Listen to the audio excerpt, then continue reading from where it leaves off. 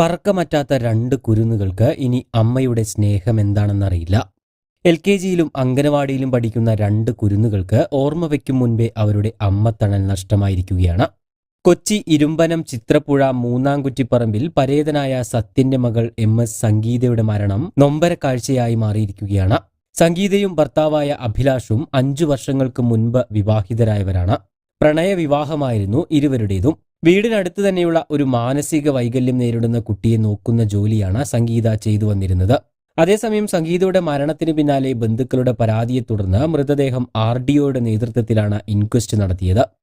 മൂക്കിന്റെ പാലം ഇടിച്ചു തകർത്തും ഹെൽമറ്റ് വെച്ച് മർദ്ദിച്ചുമെല്ലാം ക്രൂരമായ പീഡനങ്ങളാണ് സംഗീതയ്ക്ക് ഭർത്താവിൽ നിന്നും നേരിടേണ്ടി വന്നത് എന്നാണ് യുവതിയുടെ ബന്ധുക്കൾ പറയുന്നത്.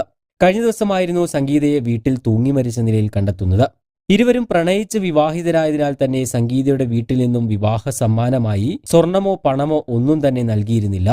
ഇക്കാര്യം പറഞ്ഞ പണം ആവശ്യപ്പെട്ട് അഭിലാഷ് സംഗീതയെ നിരന്തരം ഉപദ്രവിക്കുന്നുണ്ടായിരുന്നുവെന്നും ബന്ധുക്കൾ പറയുന്നു.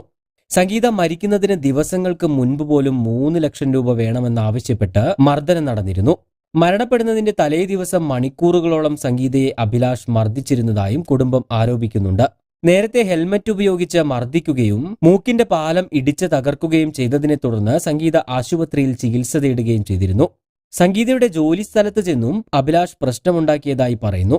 നിരന്തരമായ മർദ്ദനങ്ങൾ സഹിക്കവയ്യാതായതോടെ നേരത്തെ സംഗീതയുടെ വീട്ടുകാർ പോലീസ് സ്റ്റേഷനിൽ വാക്കാൽ പരാതിപ്പെടുകയും അഭിലാഷിനെ പോലീസ് താക്കീത് നൽകി വിട്ടയക്കുകയും ചെയ്തിരുന്നു.